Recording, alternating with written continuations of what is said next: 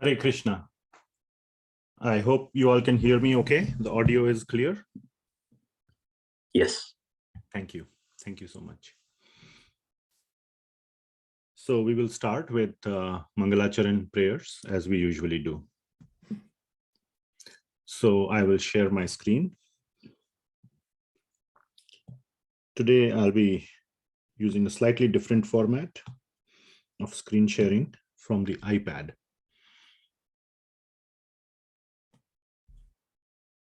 So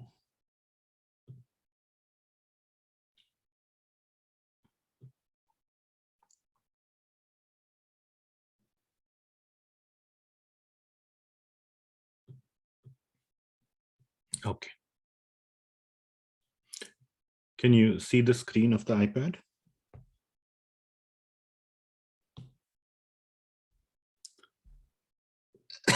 Okay, very good.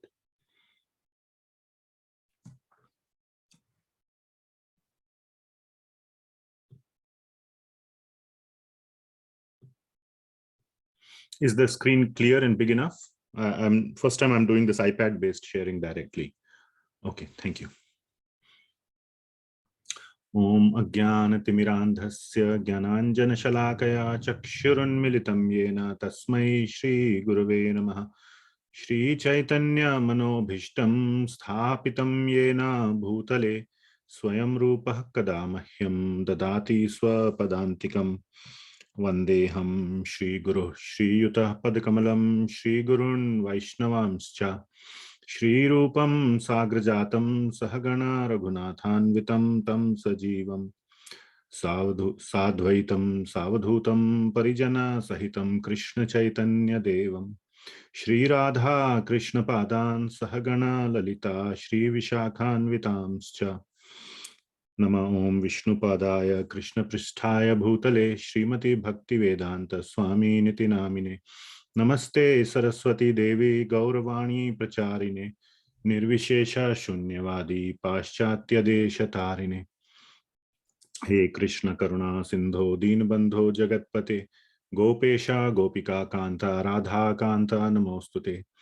Tapta Kanchana Gaurangi Radhe Vrindavaneshwari Vrishabhanu Sute Devi Pranamami Hari Priye Vanchakalpatarubhyascha Kripa Sindhubhya Evacha Patitanam Pavanebhyo Vaishnavebhyo Namo Namaha Jaya Shri Krishna Chaitanya Prabhu Nityananda Shri Advaita Gadadhara Shrivas Adi Gaura Bhakta Vrinda Hare Krishna Krishna Krishna Hare Hare Hare Rama Rama Rama Hare Hare. Srila Prabhupada ki jai. So, welcome everyone to the Bhagavad Gita class, and also wish you a very happy Holi, which was, as I understand, yesterday, depending on the part of the world you are in.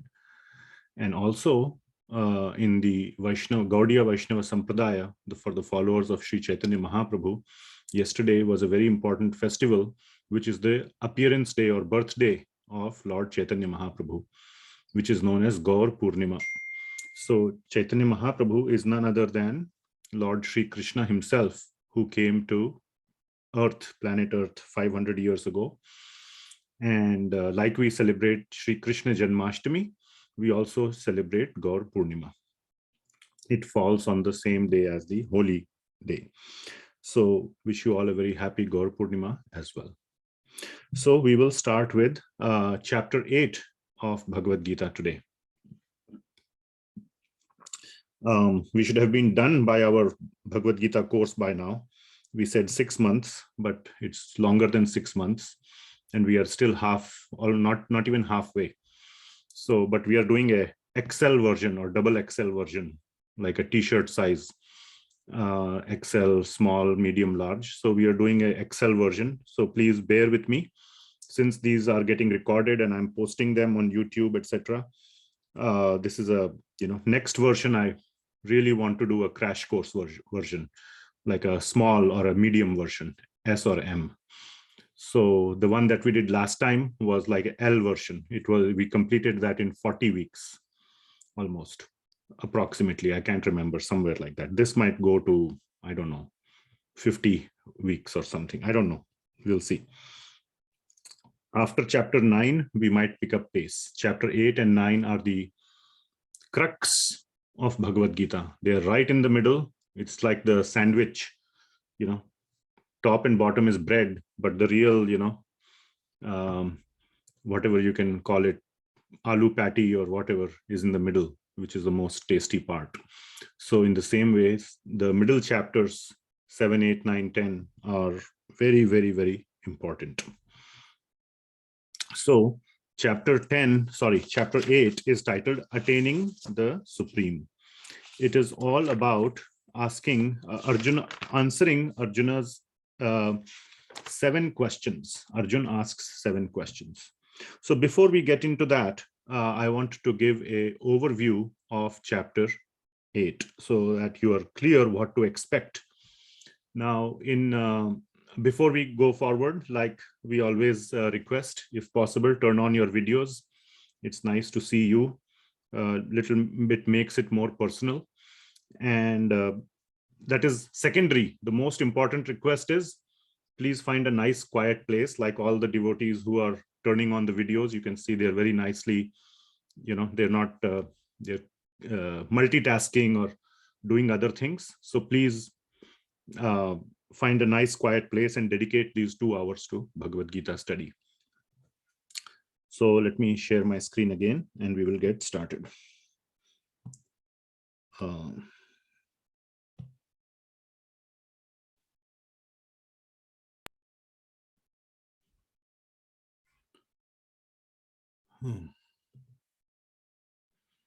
Okay, so hopefully you can see the screen. Thumbs up, down, up. Okay, great. Thanks. So, where is the...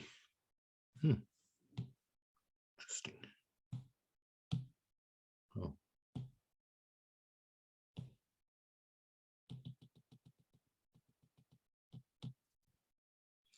Okay, so chapter 8. Attaining the Supreme.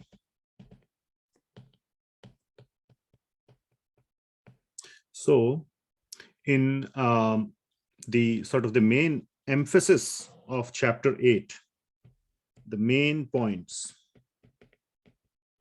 are the following. Number 1, most important point is Lord Krishna emphasizes,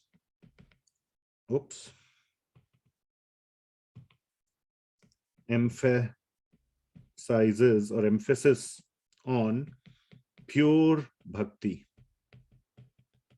This is the most important aspect of chapter 8, emphasis on pure bhakti. Lord Krishna has described that who he is in chapter 7, but now how to approach him is going to be the main emphasis. So chapter 7, a large part was who is Krishna. Now it was described how to approach him through bhakti, and that was definitely covered in chapter 7. So it's not like it was not covered, but the emphasis was that as to who is Krishna. Here the emphasis is how to attain love for Krishna. That is bhakti. Bhakti is nothing but attaining love for Krishna. So that is the most important emphasis of chapter 8. The second emphasis of chapter 8 is what is known as Yoga Mishra Bhakti. Yoga Mishra Bhakti is chapter 6 topic plus chapter 7 topic. So chapter 6 was all about Dhyana Yoga. And chapter 7 was all about Bhakti Yoga. So Yoga Mishra Bhakti, Lord Krishna will give a very clear understanding of the integration of chapter 6 plus chapter 7.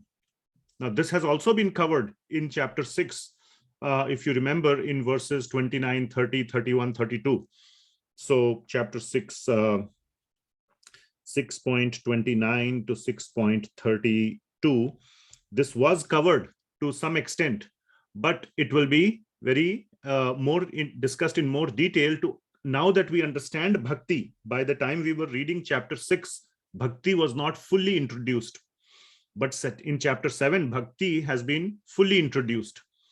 And therefore, Lord Krishna will give an integrated understanding that these two are not different. That once you attain dhyana yoga of Krishna, once you are able to fully concentrate the mind of your mind on Krishna or on the Paramatma, because that was the goal of dhyana yoga, that is no different than thinking of Krishna. So that part will be covered, but this is not the main emphasis. That's why I have put it in black color. The most important emphasis is what I have put in red color, pure bhakti. Couple of other points are also there, which is the utter temporariness of material world. The utter temporariness, how temporary it is. Whether you are an insect who lives for only 24 hours. There are many insects who live, their normal lifespan is 24 hours, maybe even less. I don't know. I'm not a biologist or a zoologist. So, but there are some living entities whose lifespan is very small. Or you are Lord Brahma. He is the living entity who has the longest lifespan. You know how much? We have discussed probably in previous classes, and this is another very interesting topic for our science classes whenever they happen. 311 trillion years. Can you imagine? 311 trillion solar years, let's put it that way, so that there is no confusion. Solar years, as we understand, according to our calendar. Okay? So very, very long span. So whether you are a small, tiny person or Brahma, the utter temporariness of the material world is so nicely described by Krishna. The emphasis is that it doesn't matter. We all think we have short lives. Life should have been longer. Anybody thinks that life is too long here? Your human lifespan should have been much shorter, maybe like a dog, 10 years, 12 years, 15 years only. No, probably not. Everybody wants a longer lifespan. But one needs to realize that that is a useless wish. That, oh, I would enjoy more, I would be happier if I had a longer lifespan. That is such a foolish wish. And that is described here. And therefore, the emphasis is that real happiness, one can think, if I had a long life, I would be more happy. Happiness is proportional to, this is proportional to, no, that's not proportional to symbol. I've forgotten all my math. Proportional to, that's the symbol, right? Happiness is proportional to length of, we can say, healthy life. Correct? Everybody thinks that. If I have a long, healthy life, then I'll be happy.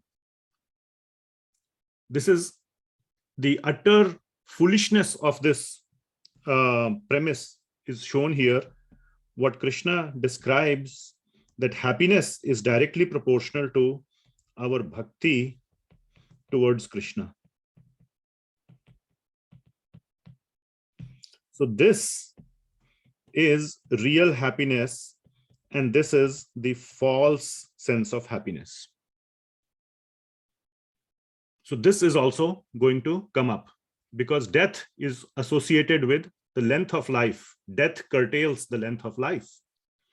So it is definitely connected to the topic of death.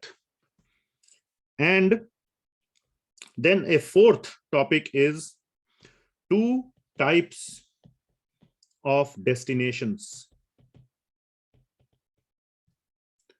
two types of destinations for yogis. And yogis are the bhakti yogis and all other yogis. Okay, so that's another brief emphasis. So this is a brief section. So this is the sort of the summary or the essence of chapter 8. But the main essence is on pure Krishna bhakti, shuddha bhakti of Lord Shri Krishna. Okay, so having given this overview of what to expect in chapter 8, let us start with chapter 8. Chapter 8 in detail. Okay. Is this new format of screen sharing working better or not better? Forget the better or worse, but is it okay? Everybody can see? Okay. There's no slides here like in Jamboard. Today, Jamboard was not working, so I was forced to use this. So we'll see how this works. If this works great, then we'll just continue to use this. Okay. So text 1. So let me give a quick background. Text numbers 1 and 2, or verse numbers 1 and 2, and verse numbers 3 and 4. Okay, so verse numbers 1 and 2, Arjuna is asking questions.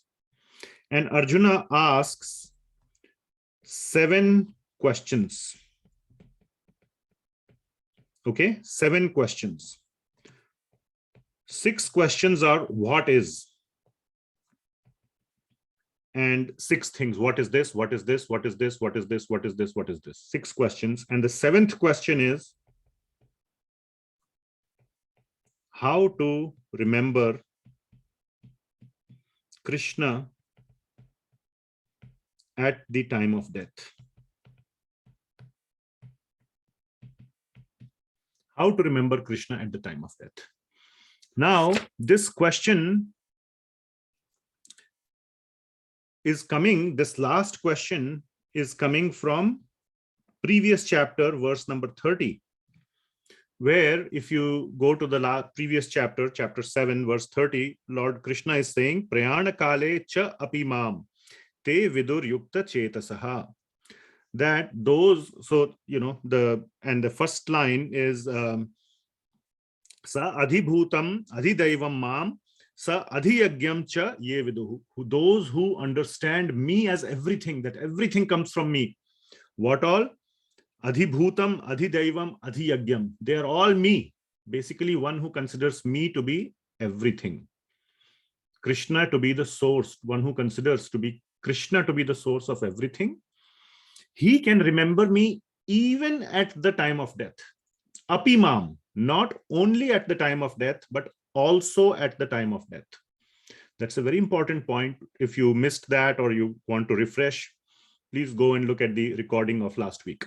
We discussed this point in detail. Now Arjuna is asking how to remember you at the time of death. Give me some more tools or some more knowledge, some more access or approach, how to remember you at the time of death. This is a very important question. And verse numbers 3 and 4, Lord Krishna answers the first 6 questions. And I will tell what those questions are. And then the rest of the chapter, more or less, is answer to 7th question. So that shows that the 7th question is so important. This chapter has 28 verses. So 4 verses are gone, which means 24 verses, more or less. Now, many topics are covered in these 24 verses. It's not that he's only answering this question, but the emphasis is to answer that question, how to remember Krishna at the time of death. That is the answer to the 7th question. So first, we will quickly go over these 6 questions and their answers. Okay. So verse numbers 1 and 2. 6 questions. There is a 7th question also. We will see that. And 3 and 4 are answers to 6 questions. Okay, clear? Okay, so text 1. Arjuna uvacha kim tad brahma kim adhyatmam kim karma purushottama adhibhutam cha kim proktam adhidaivam kim uchyate. So Arjuna uvacha. So Arjun starts speaking at the end of chapter 7. Chapter 7 was not preceded by Arjun's questions. All of chapter 7 was Lord Krishna speaking only. So at the end of that, Arjun has a question, and therefore he asks that question. And the question is, Kim tad Brahma, Kim Adhyatmam. So all these terms, these 6 questions, all these 6 questions. So what is, so first question is, Kim tad Brahma. Kim means what is Brahma. So Brahma, Brahman. So this is not Brahma as in Lord Brahma. That's not the Brahma, depending on the context and the spelling in the pronunciation, each has a different meaning. So here the Brahma that is being asked is the Brahman, the spiritual entity, the spiritual element, Brahman. So what is Brahman?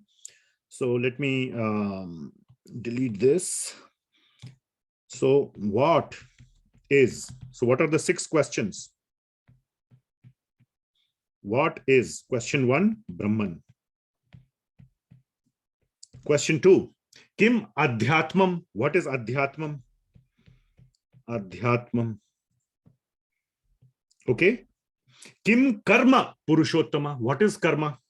So what is Karma? Okay.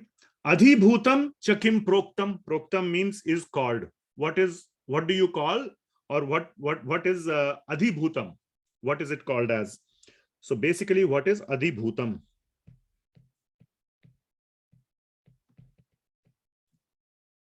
Adhidaivam kim uchyate. Adhidaiv किसको बोलते हैं? Adhibhutam cha kim proktam. Adhibhutam किसको बोलते हैं? Adhidaivam किसको बोलते हैं? Kind of like a Hindi translation. So the 5th one is Adhidaivam. All right.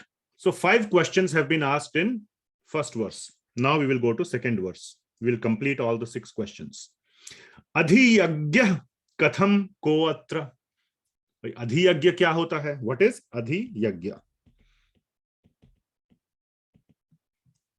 Dehe asmin Madhusudana, in the body. Ko atra dehe asmin Madhusudana. So there is a sub question, and here, where is Adhiyagya?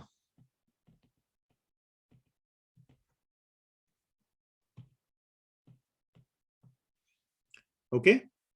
So there is a sub question there.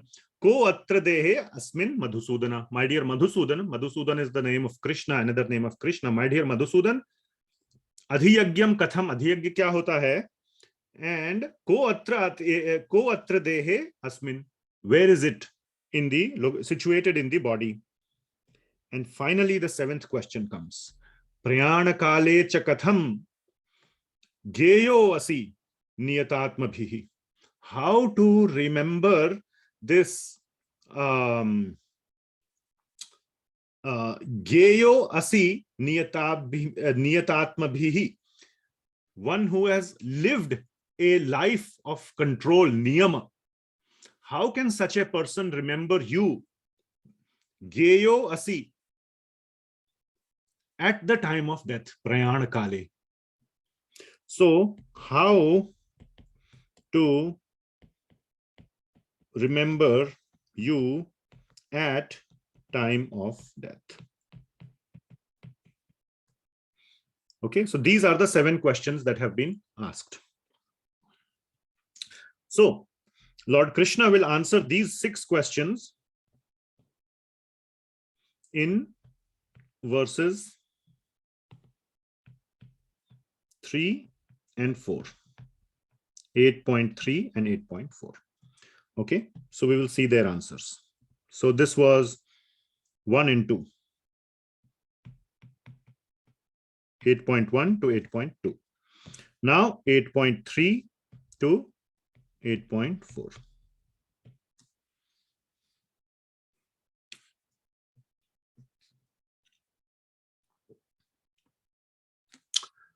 So 8.3. Shri Bhagavan Uvacha, Lord Krishna starts speaking. Aksharam Brahma Paramam Swabhavo Adhyatma Muchyate Bhuta Bhava Udbhava Karo Visargaha Karma Sangitaha. So, what does Lord Krishna say? The Supreme Personality of Godhead said, the indestructible living entity, transcendental living entity, is called Brahman. And his eternal nature is called Adhyatma, the self. The action pertaining to the development of material bodies of the living entities is called karma or fruitive activities. So let us see verse or line by line what this means. Aksharam Brahma Paramam. So that indestructible, Aksharam means the eternal. Akshara is eternal. The eternal entity, the eternal element is called Brahma, and it is Paramam. That is the superior or the most supreme element. Same thing similar point Lord Krishna made in chapter 7. There are 8 inferior elements and 1 superior element. That is the Jiva or the Brahma, made of the spiritual entity. So what is Brahman? Brahman, as Srila Prabhupada has translated, the indestructible. So I will put answers in a different color just to be more clear. The indestructible, transcendental living entity is Brahman. I will just Can't see the board. I will remove this thing. Yes, what is the point? The board. You cannot see? We can't see. No. No, we can see, Guruji. Can the devotees just say up, down? Can most of you see the board? Yeah, we can see. Okay, many people are saying they can see. So please I try think to. Prabhuji is writing on that previous only in the blue color. Yeah. Okay. So if there is any problem, you can log out and log back in. Try that. So the indestructible transcendental living entity is the Brahman. And he is Aksharam and Paramam. What is Adhyatma? Adhyatma is the eternal nature of the living entity. So the eternal nature of the living entity is Adhyatma. Is called as the Swabhava. Eternal nature of living entity. Now these terms are not used later in Bhagavad Gita. These are very complex terms. These are taken from the Vedic texts. And Bhagavad Gita is a summary of the entire Vedas. So, and different acharyas have given very elaborate and very complex commentaries on these 6 terms. So, but we don't want to spend a lot of time on these 6 terms. Srila Prabhupada also has, the way he has described, the 8th chapter emphasis is the 7th question, not these first 6 questions. But these are given here. Arjuna asks these questions. Lord Krishna answers them very quickly for the purpose of completion, to round up sort of the knowledge of the Vedas. So we will also not spend much time on these 6 items. What is karma? Karma is the fruitive activities, the action pertaining to the development of material bodies. So the fruitive activities.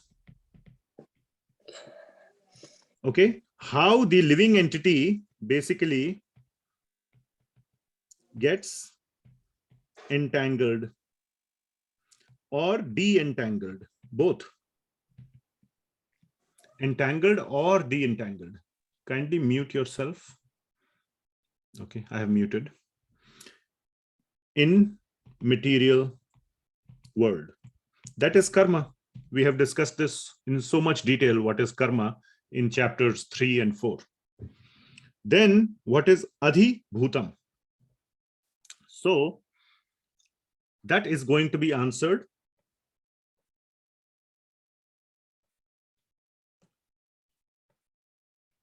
in the next verse. So let us go to 8.4. Adhibhutam ksharo bhavaha. So akshar was used in the previous verse, which is the living entity. Adhibhutam ksharo bhavaha. So this is the opposite of Brahman. Adhibhutam ksharo bhavaha purushascha adhidaivatam adhiyagyo aham evatra dehe dehabhritam vara. So let us decode this verse. Adhibhutam ksharo bhavaha. So what is Srila Prabhupada saying? Oh, best of the embodied beings, the physical nature which is constantly changing is called adhibhuta, or the material manifestation. So this is basically material nature, and it is the opposite. I'll draw a line here. Opposite of Brahman, the spiritual nature. Material nature is always changing, is constantly changing. Adhidaivam is known as is called as the universal form. So purushascha adhidaivatam. Purusha means the Purusha avatar. We will probably go into it in detail at some point, maybe later in chapter 8 or in chapter 11. But this basically contains the controllers of material world. How the material world works under the supervision of the demigods, of the Devis and Devatas. They are the Adhidaivam. So Srila Prabhupada translates it as the universal form of the Lord, which includes all the demigods. And you will see this in action in chapter 11, where Arjuna asks Lord Shri Krishna to show the universal form, and within that he sees all the Devis and Devatas as well. So Adhidaivam. Adhiyagyo aham evatra. This is very important. Adhiyagya, Lord Krishna is saying, is me, or I, aham, is Krishna. So, and I, the Supreme Lord, represented as the super soul. And where is he located? In the body, in the heart. Now, the word heart is not directly mentioned in this verse or in the response, but it is mentioned at many other places. Hriddeshe Arjuna Tisthati. In 18.61, Lord Krishna says, I am in the heart.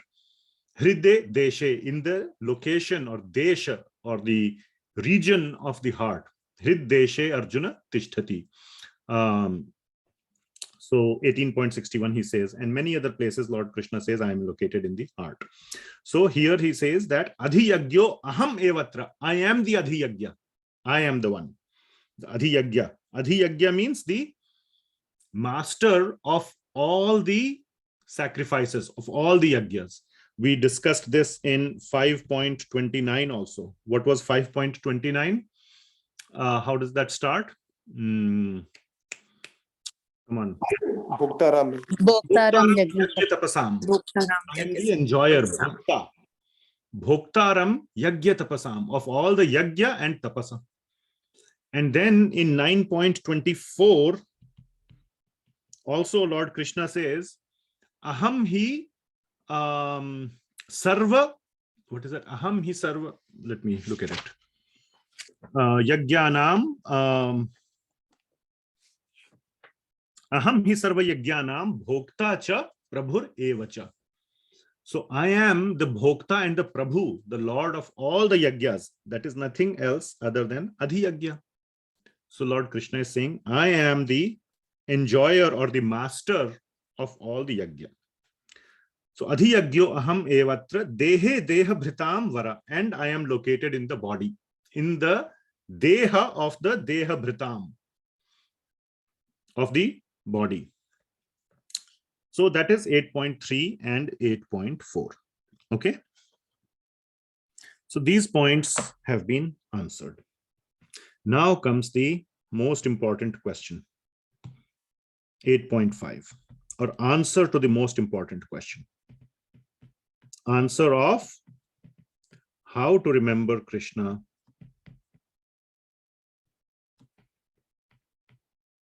at the time of death.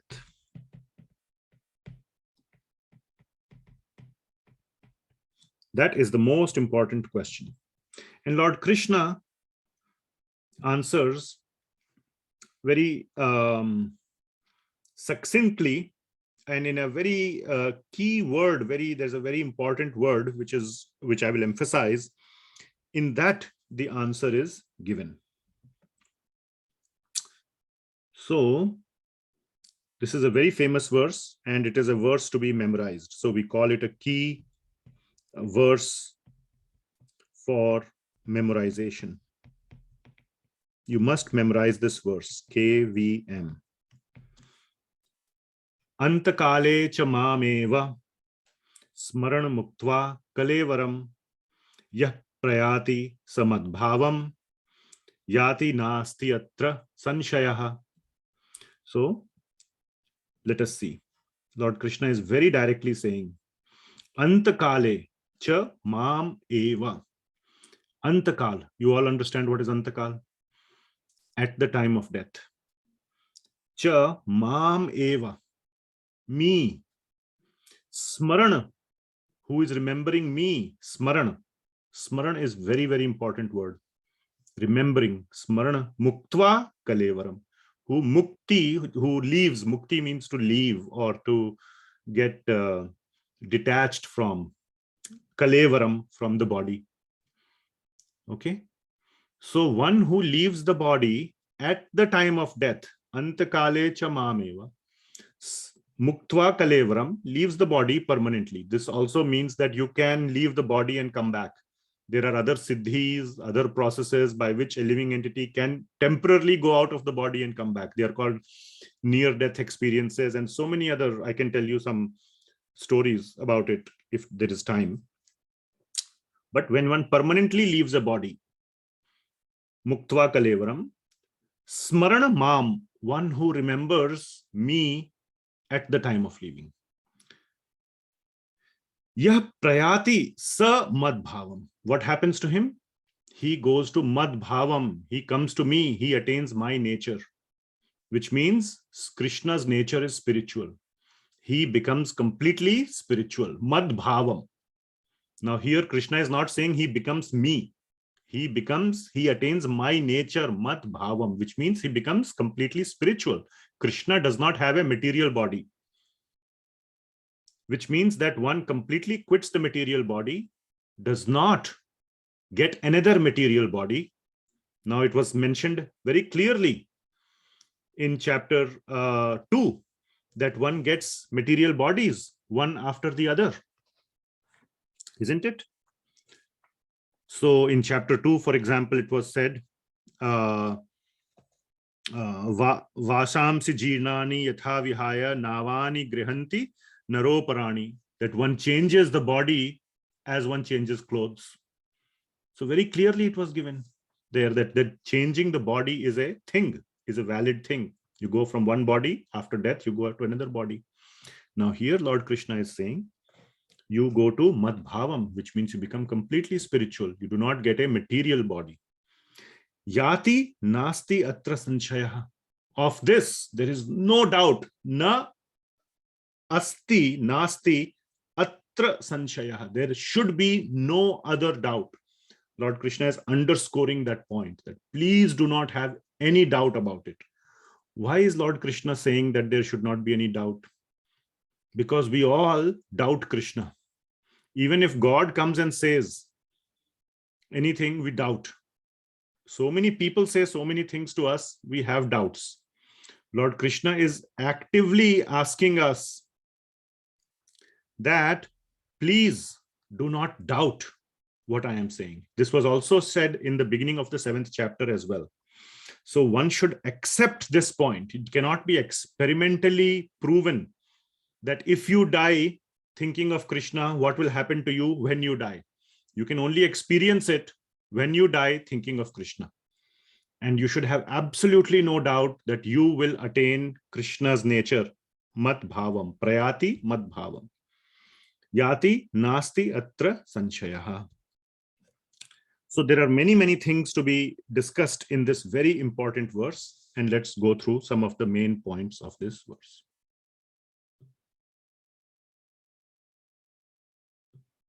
Okay, so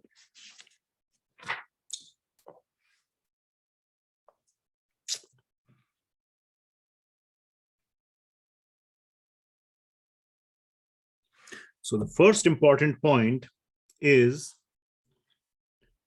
smarana. Okay, smarana muktva kalevaram. Lord Krishna is saying not kirtana, not shravana, but smarana. Therefore, remembering is the most important at the time of death. The purpose of hearing or shravana and kirtana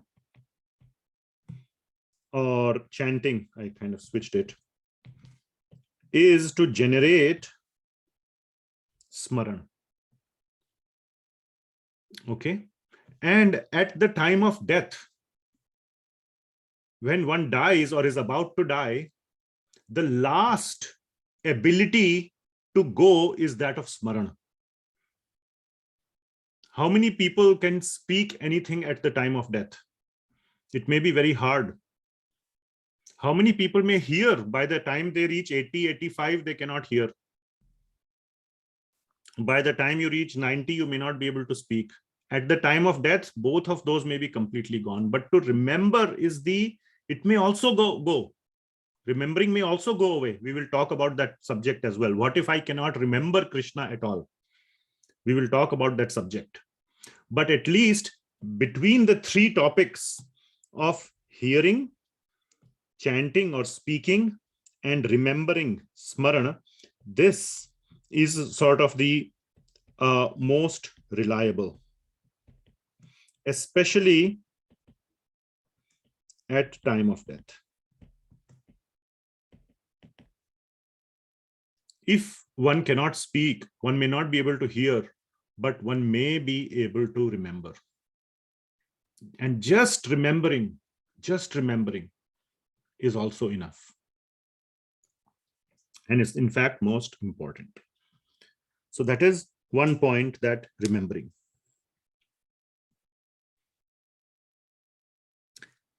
Okay. Then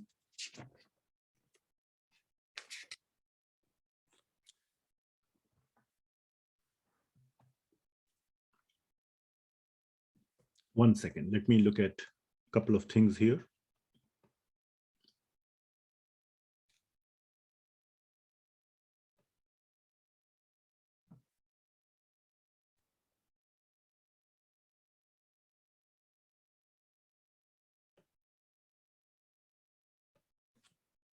Give me 1 second.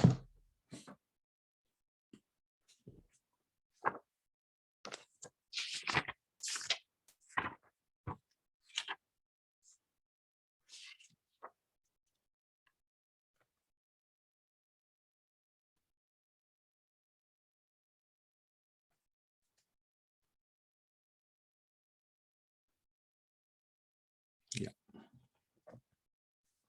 So the other point is that I'm just wondering when to cover some of these things. So 8.8, okay. Yeah. Okay, let us cover it. Okay, let us cover 8.6 quickly, and then we will come back to 8.5 and 8.6 together. So now the question in 8.6 is, what if you remember something else other than Krishna?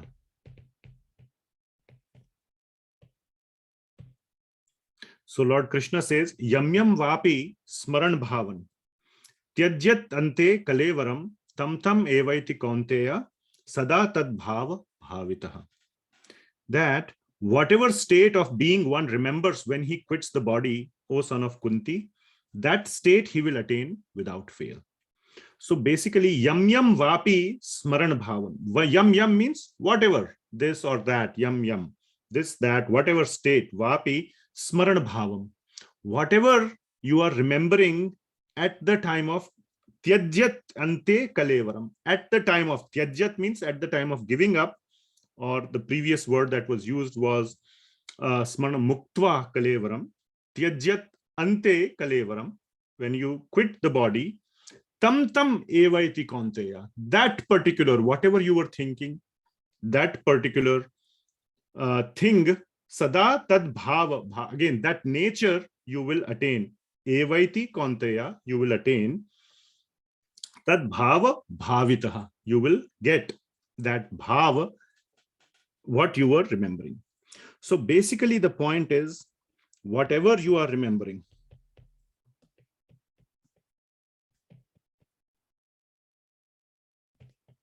at time of death, that nature you will attain after death, or next body, so to say. Okay. So here there is a very nice sort of a, in all the Bhagavad Gitas published by ISKCON or Bhaktivedanta Book Trust, there is this picture you might have seen.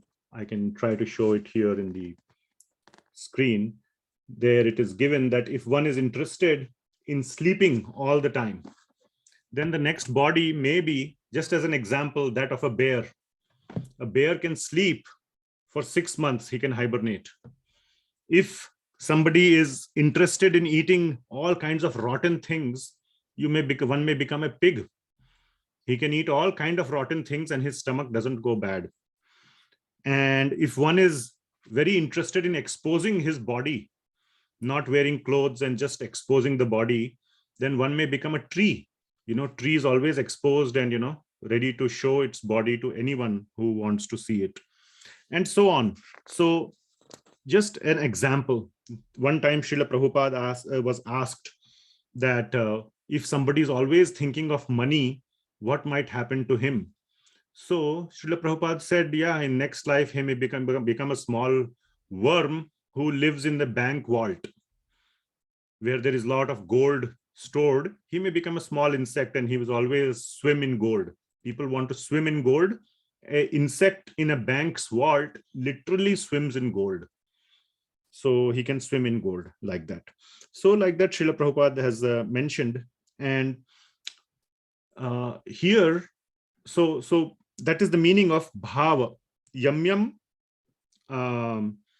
vapi smaran bhavam tyajyatyante kalevaram tam tam evaiti kaunteya sada tad bhava bhavitaha. Now, the important word here that I wanted to emphasize on is sada tad bhava bhavitaha. Sada tad bhava. Whatever you have been thinking always throughout your life. So it is not, so the most important point,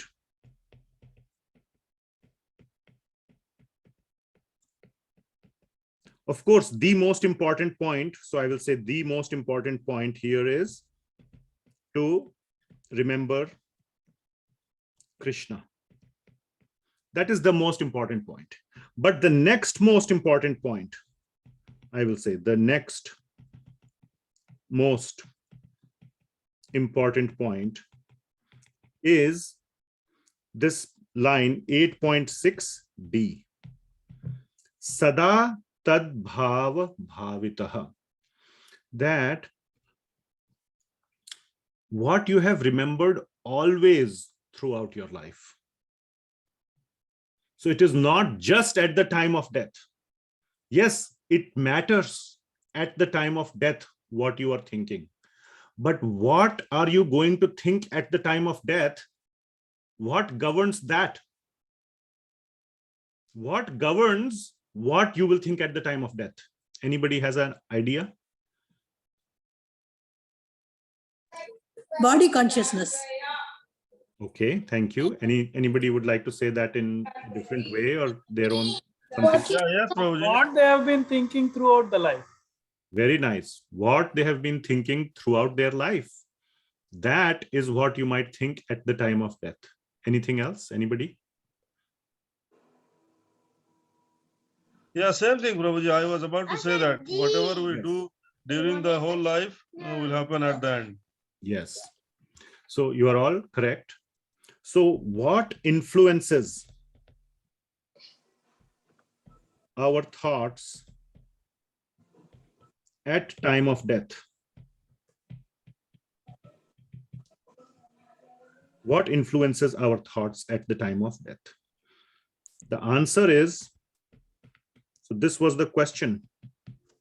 And the answer is, whatever we have been focused on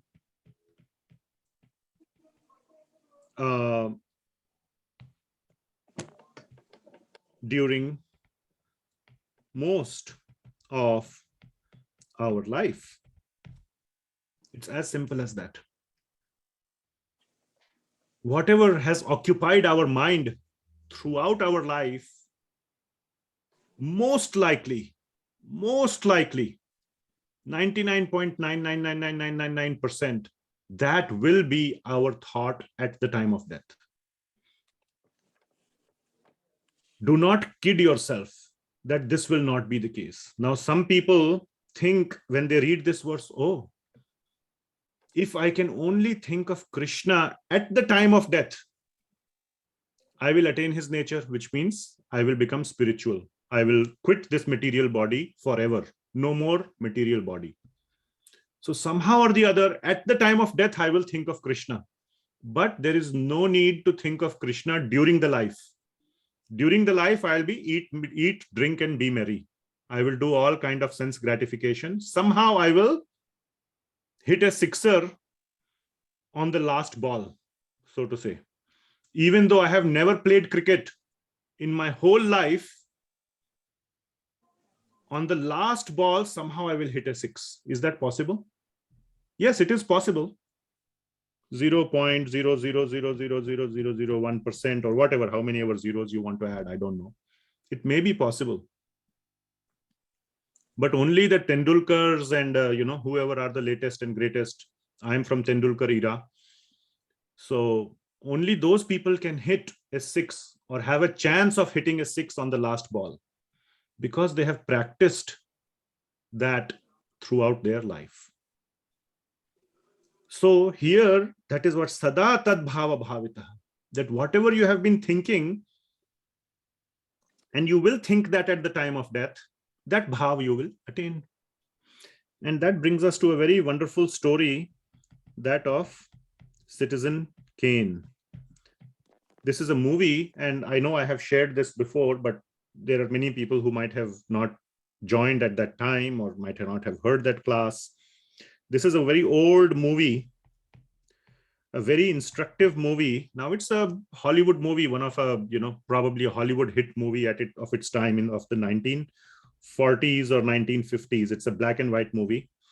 Somebody told me to watch it, so I watched it. It was a very nice movie, a moving movie with a very strong message. Now this Citizen Kane, his name is Charles Kane. And I don't remember exactly the whole storyline, but it goes something like this, that he was a poor boy living in some neighborhood, and he used to play. It was just having a normal life, and he had a snow sledge, a snow sledge like this, which a dog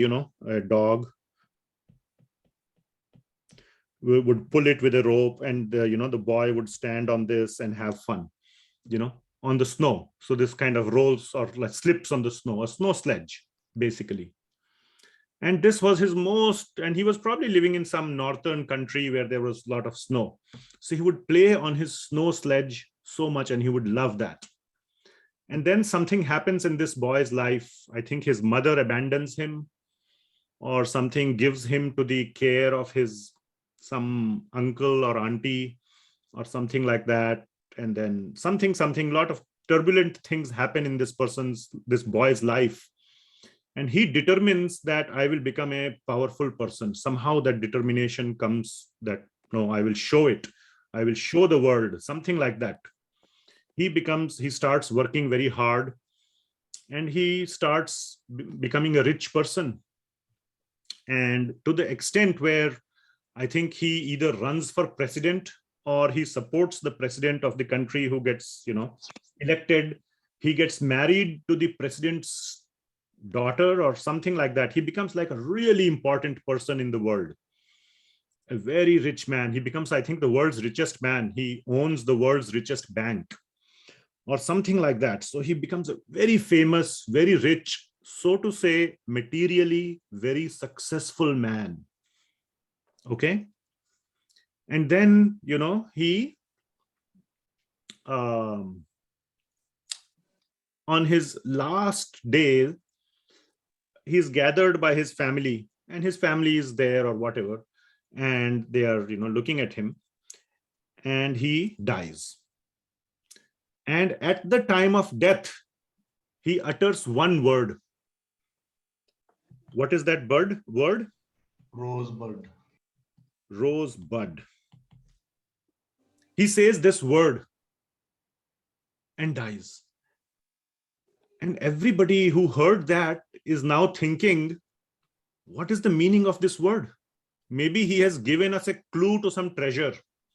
Like, you see in some movies, one clue that you will go and unlock some key and you will get the whole treasure.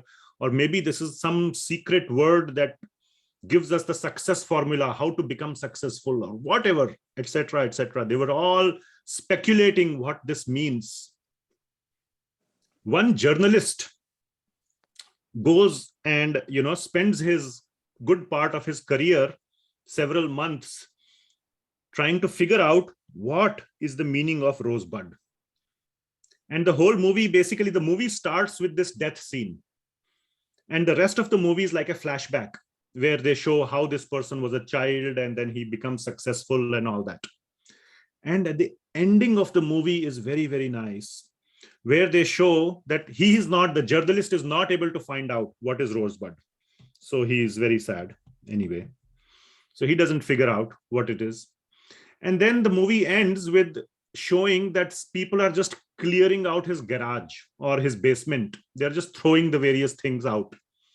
The person died. He had all these stuff that he collected over life, and they're just throwing it and burning it, if all that. So then they show this wooden snow sledge. Okay. And they say, oh, this is a useless broken snow sledge, and they throw it in the fire. There's a fire going on and they throw it in the fire. And as this snow sledge is burning in the fire, they zoom the camera onto a little plate, a metal plate, sort of, which is kind of located here, just a metal plate. And that metal plate had the word Rosebud.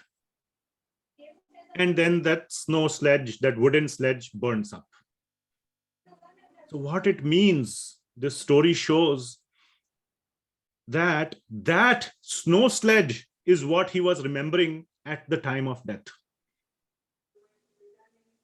Which means that his whole life he spent trying to prove it to people. The message was that his whole life was spent proving to people that I am good enough. I am successful. But in his heart of hearts, he was missing the real happiness which was associated with his snow sledge. That was always there at the back of his mind. Even though externally he was appearing to do all these other successful things. But he was always focused on that.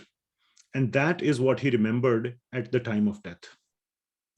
So this story, I thought, very powerfully conveys that how one becomes so attached to certain things in life that one only thinks about that thing which one is most attached to. Now, in our Bhagavatam series, we went through the story of Ajamila. And you all know this is from Canto 6 of Srimad Bhagavatam. And we've spent... Bharata Muni also. Yes, Bharat Muni, about the deer. Yes, I will mention that. So, in Canto 6 of Srimad Bhagavatam, there's the story of Ajamil. He had this young child. His name was Narayana. And that is the name Narayana that he remembers at the time of death. Many other stories are there in Srimad Bhagavatam. As Mataji mentioned in Canto 5, there is the story of Bharata Maharaj, a great devotee, but later in life, he becomes attached to a deer. And in his last moment of life, he just remembers the deer. Then next life, he becomes a deer. And probably we'll go through that story sometime, maybe next time, whatever. We'll see what story to take. We are coming to the end of this whole Ajamil and the holy name discussion. So all these things are mentioned in our scriptures. But the point is that whatever you remember at the time of death is the nature you obtain. And how to remember something at the time of death is what you have attached your mind to during your life. So this is very, very important. Now, another point to discuss here.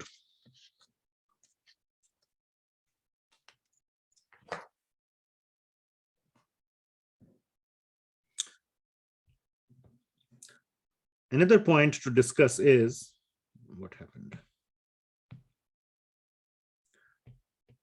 What if I cannot remember Krishna at the time of death, even though I have remembered him with a capital H, during my life? This may be possible. There may be a devotee who has spent his entire life or a major part of his life remembering Krishna. But at the end of his life, he may not be able to remember. And this exact question was asked by Srila Ramanujacharya, who lived almost 1,000 years ago. Few years ago, we celebrated his 1000th appearance day or birthday. And he asks this question, among other questions, to his guru. I had noted down the exact verse, but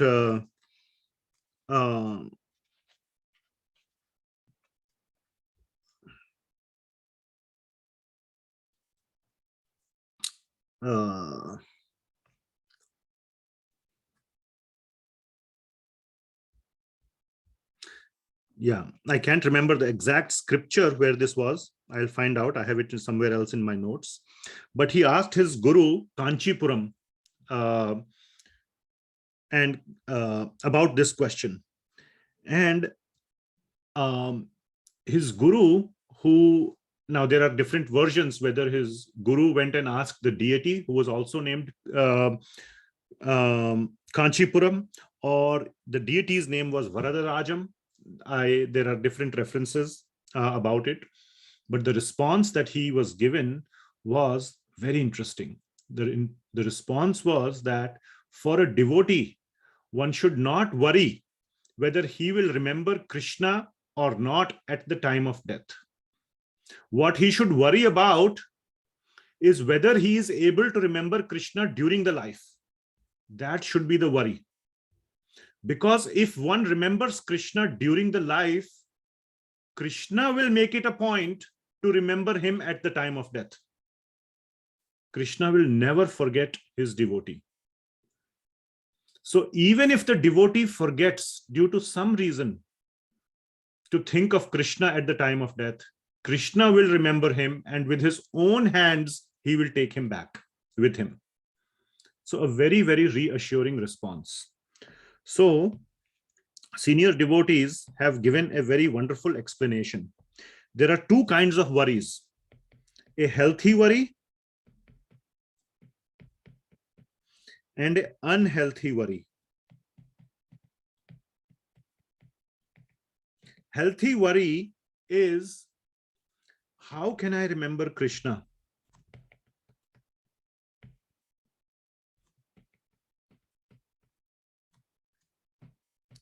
During my life.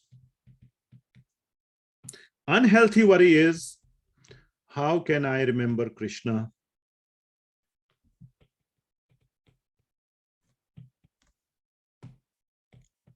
at time of death?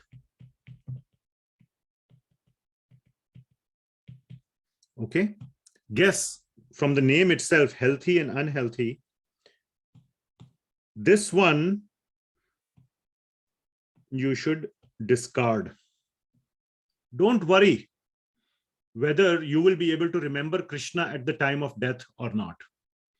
Does not matter. Maybe you are in a coma, maybe you're in an anesthesia state, operation table, you are in a state of anesthesia, operation goes wrong and patient dies. Doesn't matter. Do not worry. This is called unhealthy worry. That whether I will be able to remember Krishna at the time of my death. What you should worry about, this is recommended. You must worry about this. Am I remembering Krishna while I am alive? And not only during my life, there is another very important part. During the healthy years of my life.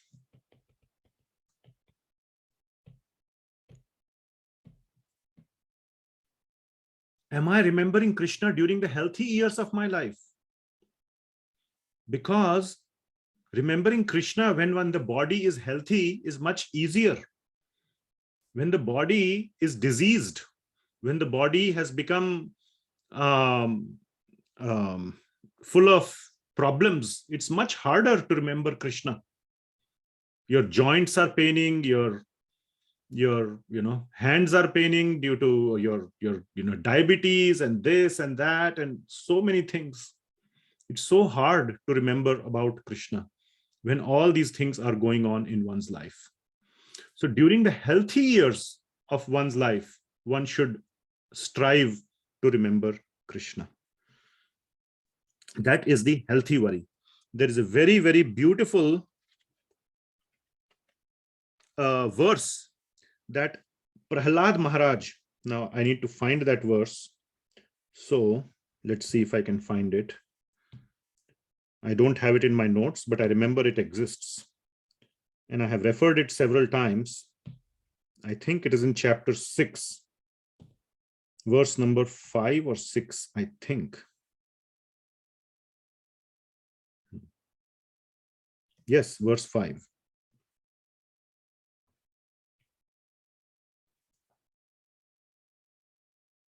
Therefore, can you all see this?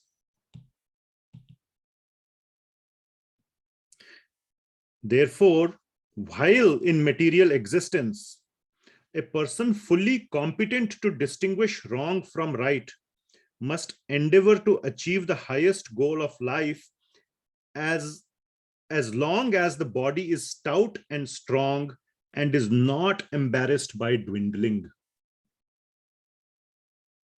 Do you understand?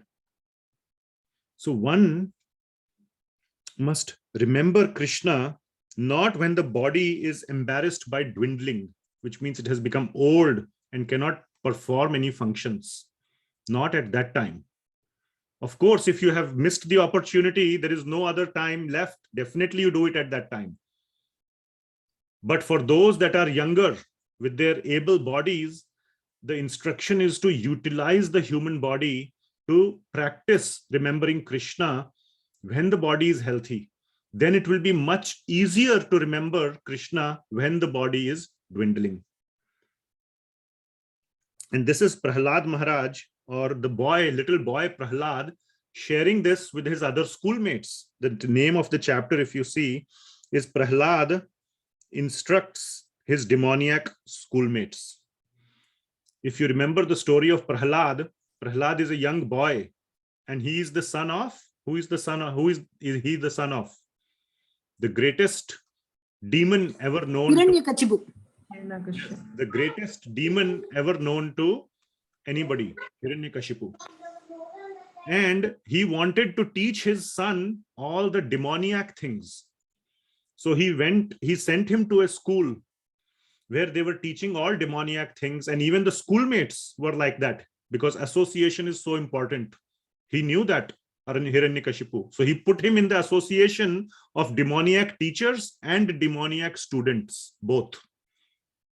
But Prahlad Maharaj was a born devotee. Of course, he was not like you and me who would get influenced.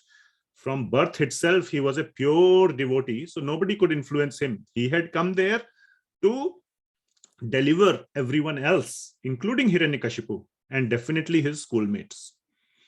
So therefore, he, as a young boy, was telling his schoolmates, what is all this you are learning, all these demoniac things? Don't listen to the teachers. They are also demons. They are teaching us all these demoniac things. The students said, why we have to learn all these good things, Krishna bhakti and all that in a young age? Maybe at a later age we will do it. Then Prahlad Maharaj says, the young boy Prahlad says, no, you must do it now itself, while the body is young and strong. Otherwise, it will be very hard to do it when the body is old and dwindling. So that is the general context of this verse, very important verse that is present in Srimad Bhagavatam. Okay. So, yeah. So during the healthy years of life, one should focus on remembering Krishna. Okay.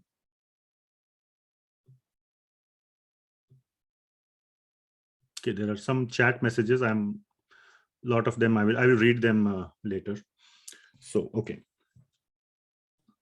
So we talked about the healthy kind of fear or healthy kind of worry and the unhealthy kind of worry. And it goes with the instruction that Sri Ramanujacharya shared with all of us, what he got from his guru and his worshipable deity about what if we cannot remember Krishna. So the focus should be to remember Krishna during our life, not at the end of our life. Sada tad bhava bhavita. Whatever we have lived our life as, that we will remember at the time of death. Okay, what other points are here in this verse? Let's see.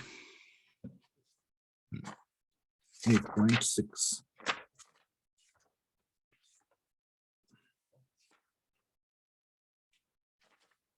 And the best way of remembering Krishna, as we have been discussing, so the best way of remembering Krishna. What is the best way of remembering Krishna? Hearing. Hearing what? Scriptures and remembering. Hearing what? Kirtana. And Yeah, scriptures, which is and kirtanam of what? is Leela. Okay, so scriptures, Leela, and what else? His guna, his pastimes. Nama japa, mainly. Yes, naam, that is what I was looking for. Oh. So definitely all of these things, but especially naam. Especially naam. Why especially naam? There are so many reasons. Now, this whole focus of the last several weeks of the Srimad Bhagavatam classes is the Nama Japa, or the importance of speaking or saying the holy name from one's mouth. Okay, so that is Nama, Harinama Japa or Harinama Kirtana. Kindly mute.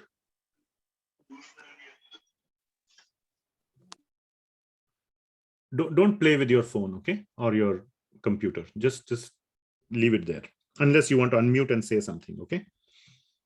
So, another reason for Nama, especially at the time of death, is that it is very hard to remember other things. So there are so many things. Nama, Guna, Leela, the name, form, Rupa. So Leela and Charita, same things, Charitra. All these are there, but it is much harder when the body is about to die, or when the soul is about to leave the body. The name is the easiest to remember. And the name of the Lord is no different than the Lord himself. There is absolutely no difference between the name and the person Krishna or Vishnu or Narayana or Rama, or whatever, whichever name, bona fide name. There is no difference between the name and the person. And the name is the easiest to remember. Therefore, what is the best way of remembering Krishna? The answer is all of these, all of the below.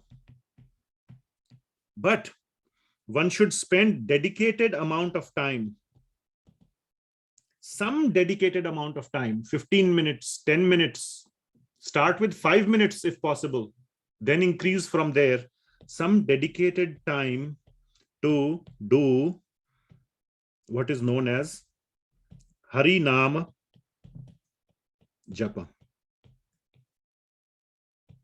You absolutely must spend some time in your day to do Harinama Japa. And the best way, I mean, there can be multiple ways to do Harinama Japa, but if you don't have any preference, then Srila Prabhupada has very nicely, not only Srila Prabhupada, Chaitanya Mahaprabhu, and the entire disciplic succession from there has given us the Hare Krishna Mahamantra. Hare Krishna, Krishna Krishna, Hare Hare, Hare Ram, Ram Ram, Hare Hare. So by speaking this mantra one time, you take the name of the Lord 16 times.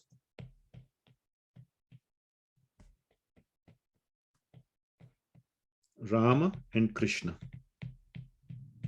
16 times you are taking. And Hare is also a name of the Lord. Hare is the energy of the Lord.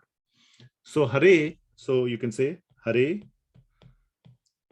Rama and Krishna. These are the three words. Hare Ram, Hare Krishna, Krishna Krishna, Hare Hare, Hare Ram, Ram Ram, Hare Hare.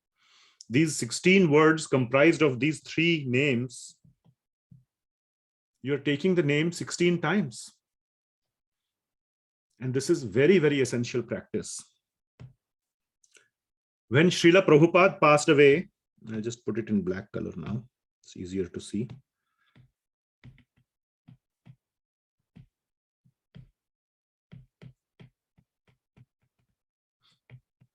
Passing away.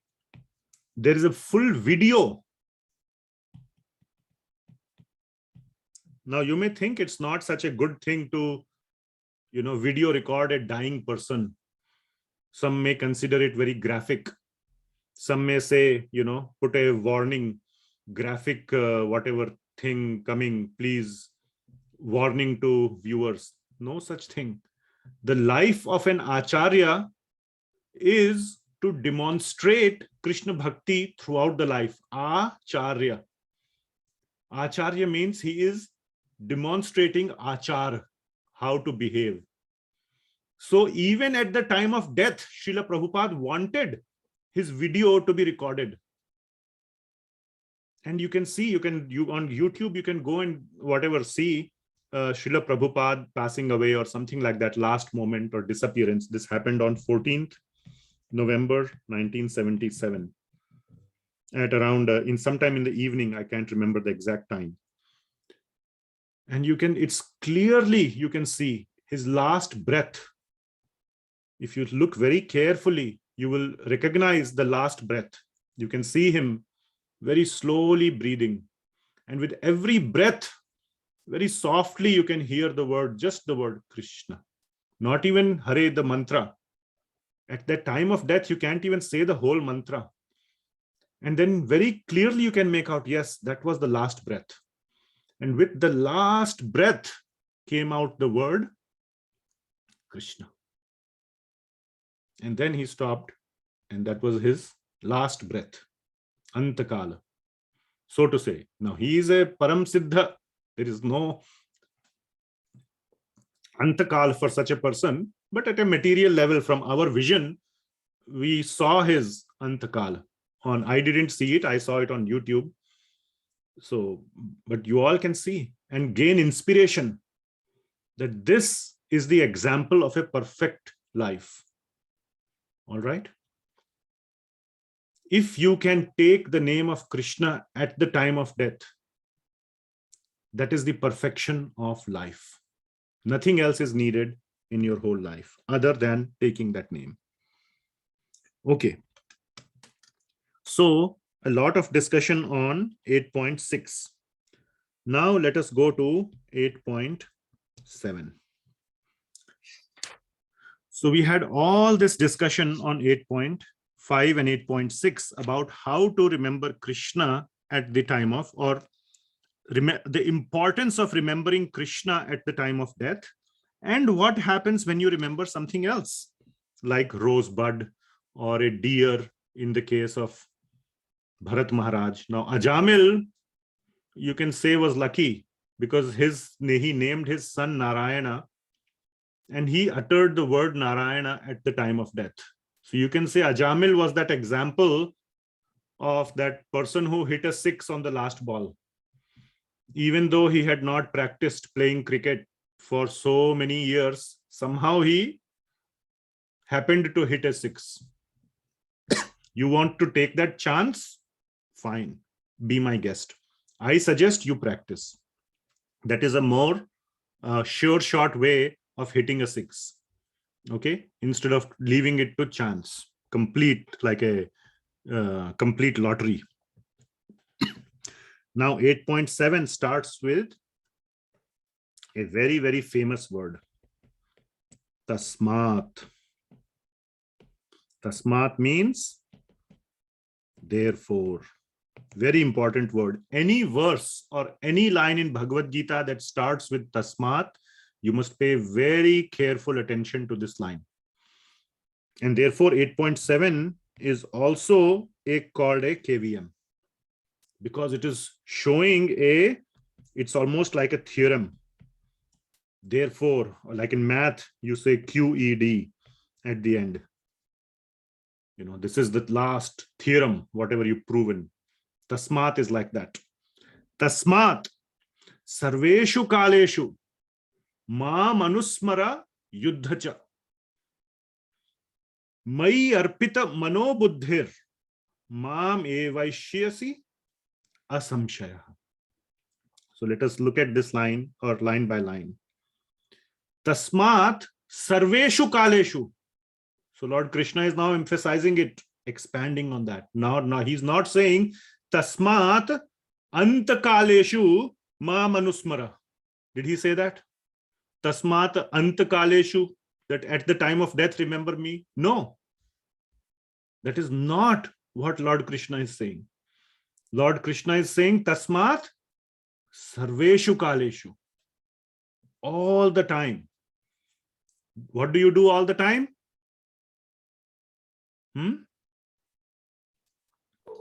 Think of unwanted things. Money. Remember me. Maam anusmara. Remember me. Now that poses a question. Wait a minute.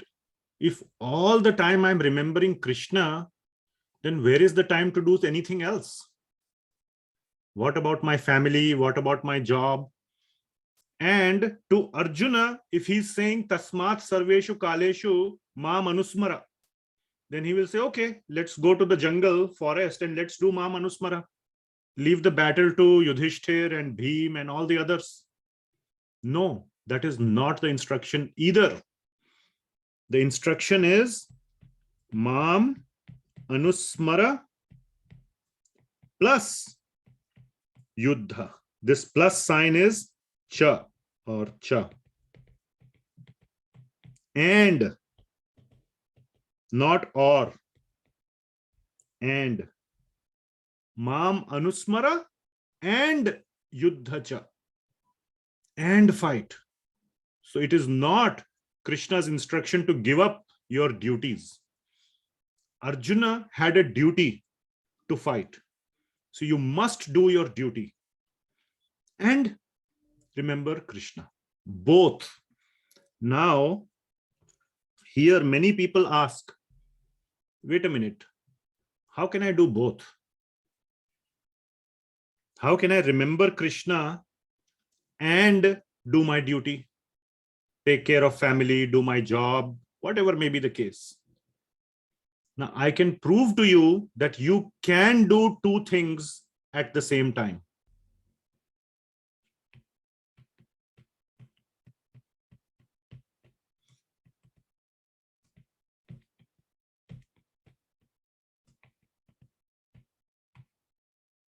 Doing two things at the same time. How many of you have had, I have had such a situation where there is something very important that I'm very attached to. So,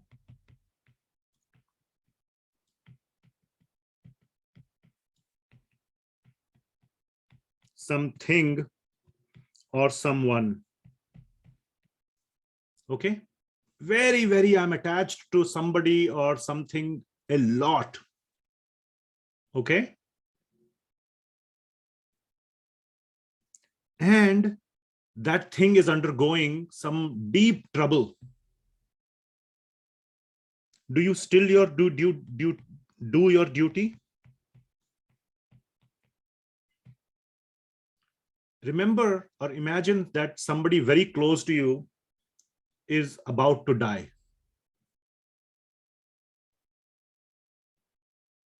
Is suffering from a terminal disease.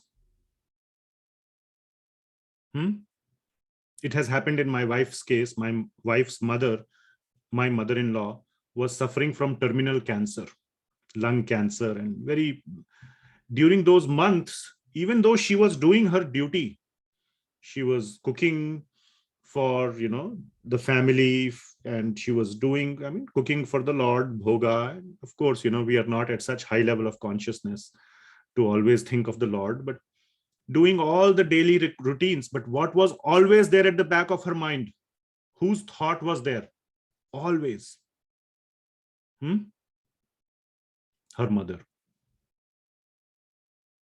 Somebody told me, one of my friend, when this COVID happened and you saw the stock price going down, he was telling me he was always thinking how much money he lost in the market, to the extent that he, ran the red light and he got hit by someone else and entered into an accident. Didn't even see the red light and just kept driving because his mind was absorbed. He was driving. Now, many other people, I was also thinking, whatever little savings I have, I was also thinking, oh, they have become half. Luckily, I didn't end up in an accident. But yes, it was there because of something I am attached to, like money, or someone, like a loved one. But are you able to do your duty at the same time or not? Tell me. You are doing your duty. Yes. You are eating, you are cooking, even you are going to office. You're doing your work, isn't it? Reasonably well. reasonably well. It's not like you're at your absolute peak performance, but you're doing your work reasonably well. But that thought is always there at the back of the mind. And why is that thought there? Because we are very attached to something or someone. That is why we are able to do this plus sign.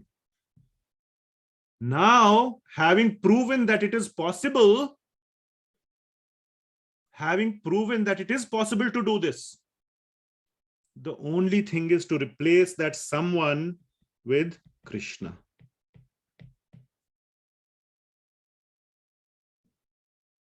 Do we have that much attachment to Krishna as we have to our loved ones?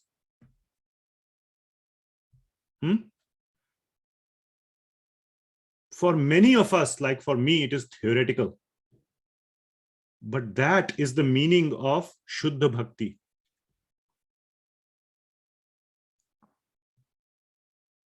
So we may not be there yet. Our shuddh bhakti on a spectrum may be here, and here there is, let us say, zero bhakti. What is happening? This is not writing.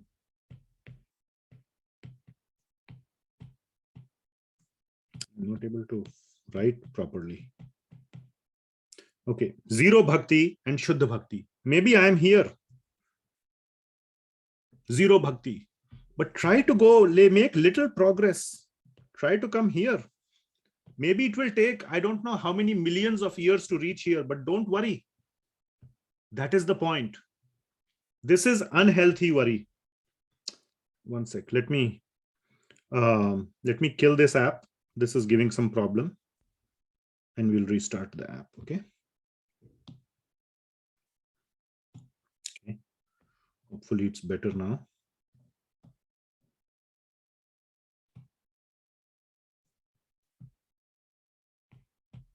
Yeah. This is the unhealthy worry. Oh, I am here only. How can I, when will I reach here? How many lifetimes it will take? Blah, blah, blah. That is the unhealthy worry. The healthy worry is, I am here.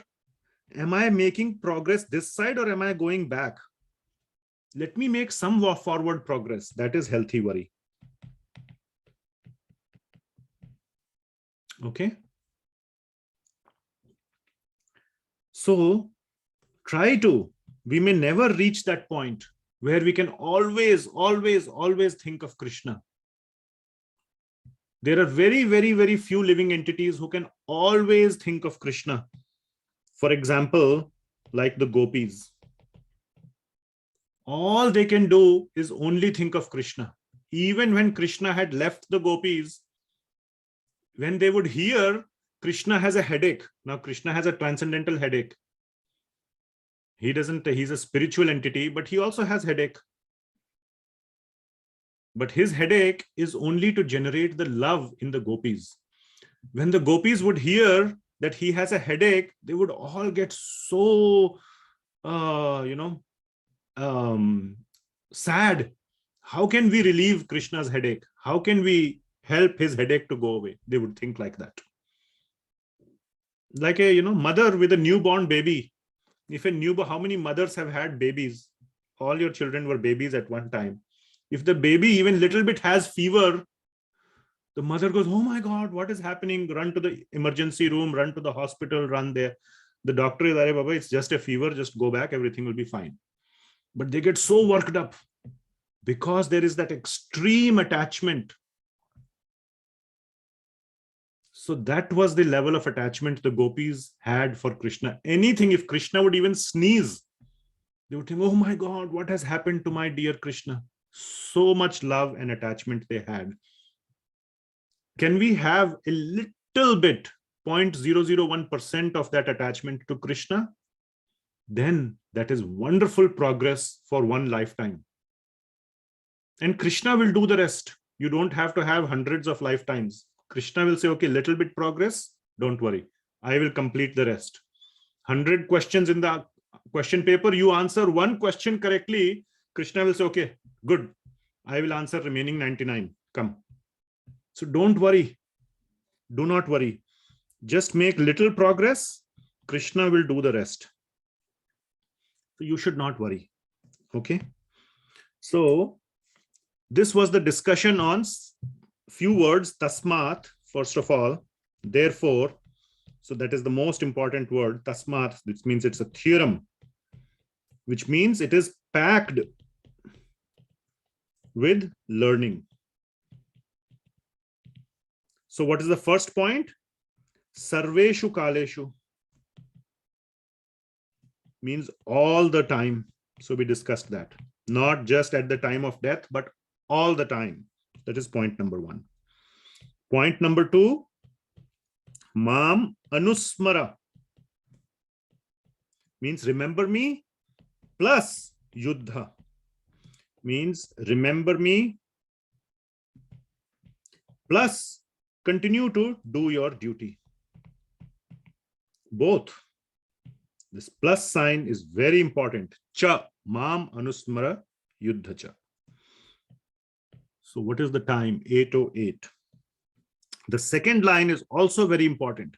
Mai arpita mano buddhir. Each word is super duper important. Mai means to me, not to anybody else, to me. Mai arpita. Arpita means to surrender or take shelter. We have discussed this so many times. Arpita, just surrender, come in complete shelter. And what to put in the shelter of Krishna? Mana and buddhi. Mai arpita mano buddhir.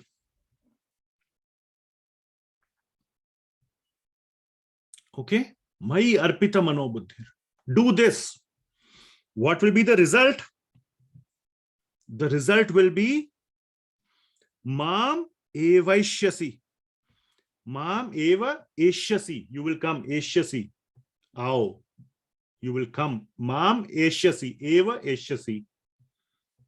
Asamshaya. You will come to me. Now here, so you will come to me like this, or like this, or in this way, I can say. And the 7th point is do not doubt, which means if there is any doubt, do everything possible to eliminate the doubt, whatever possible. Whatever possible. There will be doubts. There will be doubts. And this word asamshaya, Lord Krishna is saying in the span of 2 verses.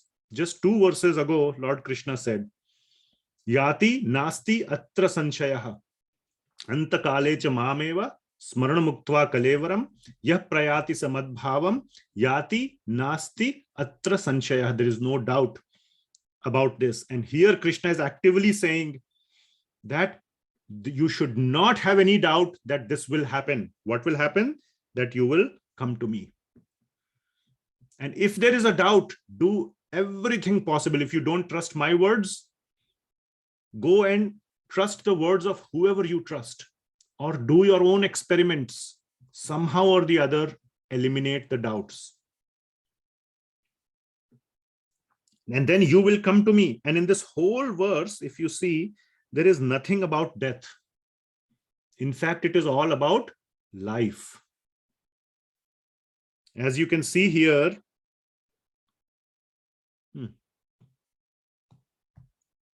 the first aspect of life is sarveshu kaleshu, all the time. You don't die all the time. You die in one moment, but all the time you live. And yuddha cha, which means you have to do your duty. For Arjuna, it was yuddha. You don't do your duty when dying. You do your duty when living. So this whole verse is not about dying. It is about how to live. And how to live is this. Mai arpita manobuddhi.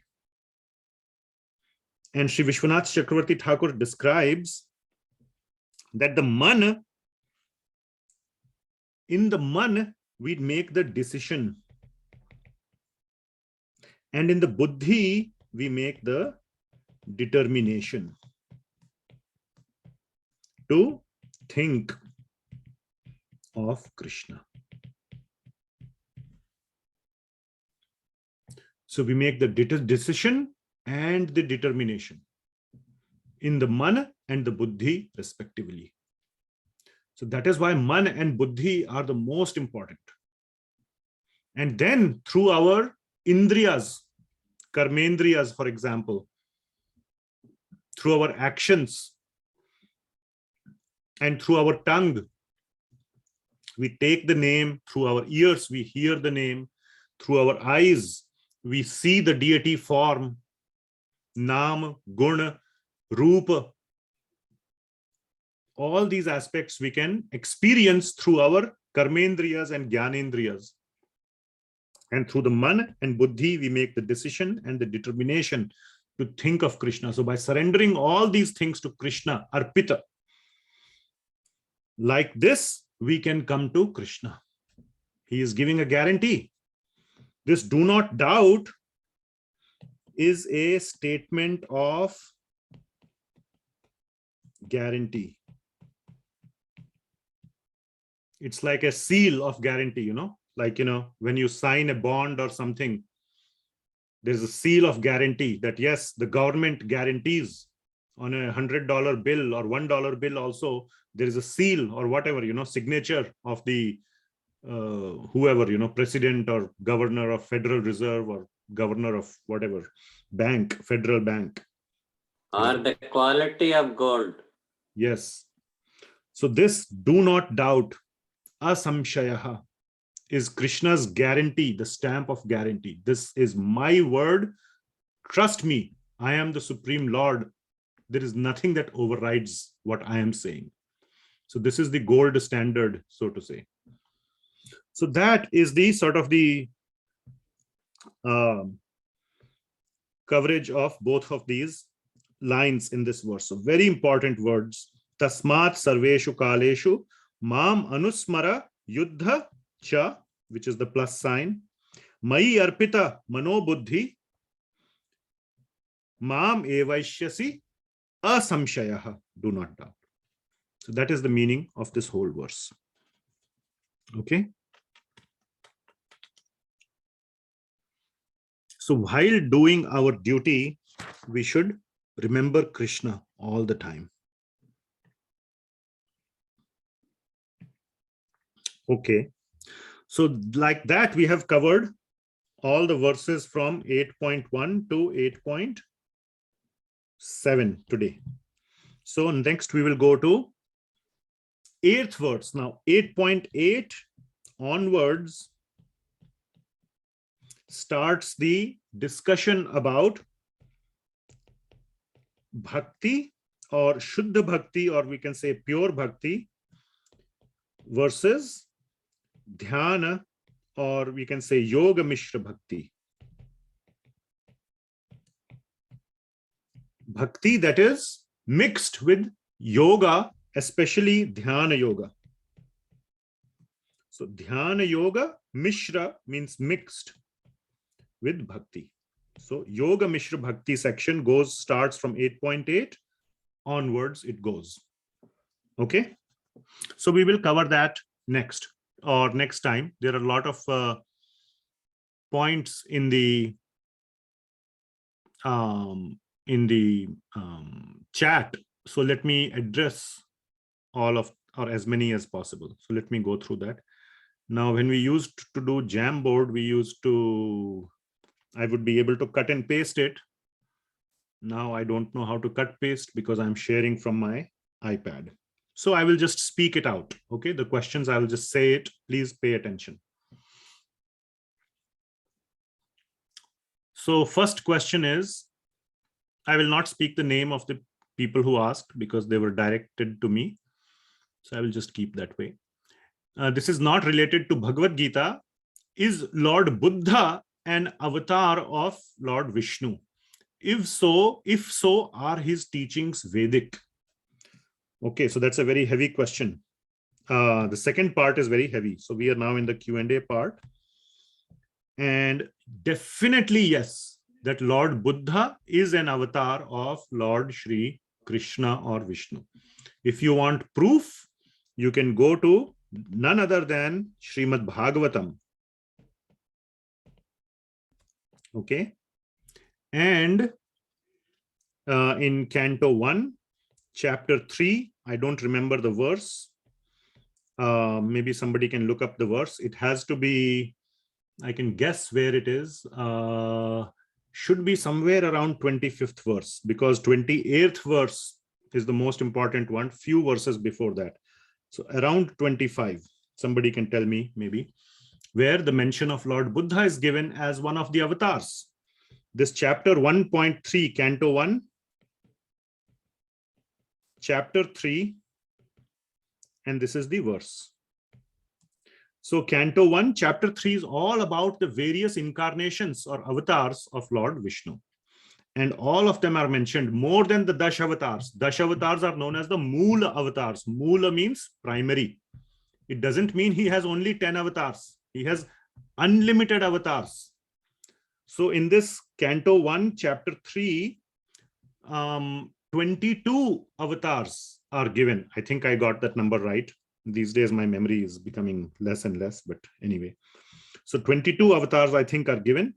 And one of them, definitely, all the Dash avatars are included, plus more are given. And Lord Buddha is mentioned. So I not only said yes to the answer, I also gave you a perfect reference as to where it is mentioned. Anybody can find out where he is? So let's, I don't know how much time we have, but we can quickly go to Srimad Bhagavatam, Canto 1. I don't know, I just like to go deeper today. So Krishna is the source of all incarnations. Okay, so 24. Verse 24. 25th, not 25th, but 24th. So the Lord Buddha's name is here. Then in the beginning of Kali Yuga, the Lord will appear as Lord Buddha, the son of Anjana, in the province of Gaya, just for the purpose of deluding those who are envious of the faithful theist.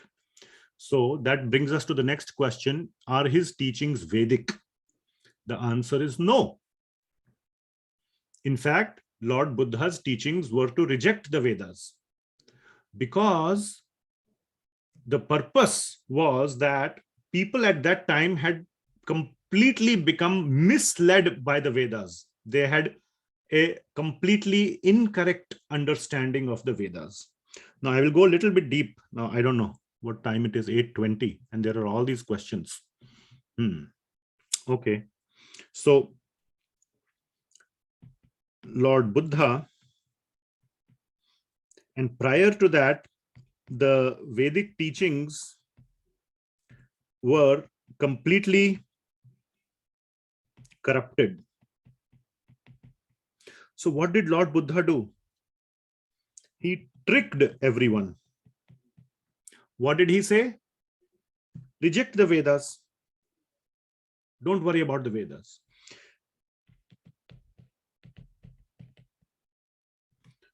Plus, worship me. So, but what is the essence of the Vedas? Essence of the Vedas is to worship Lord Vishnu. That is the essence. So even though he made them, that's why it is called tricked, because he told them to reject the books, but not the essence. What is known as the letter and spirit. You must have heard that, right? So he asked them to reject the letter, but he tricked them into accepting the spirit, because he is himself Lord Vishnu. So he said, you worship me. So indirectly, people rejected the Vedas and then began to worship Lord Vishnu as Buddha. So there is nothing wrong with that. Then what happened to re-establish the Vedas? After another 500 years passed, Lord Vishnu requested Lord Shiva to appear as Adi Shankaracharya.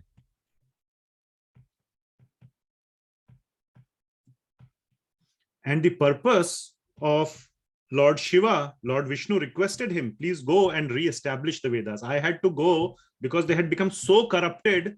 The only way to fix the situation was to tell people to reject. Now you go and re-establish the Vedas. And do that through a Vedanta philosophy. Give them the essence, because the reason they got corrupted, because the Vedas are so big. And when they are so big, people can draw all kinds of conclusions. There is too much scope for misinterpretation. So you give them the Vedanta philosophy, which is summary. So Adi Shankaracharya came and re-established the Vedanta. But he was a hidden personalist.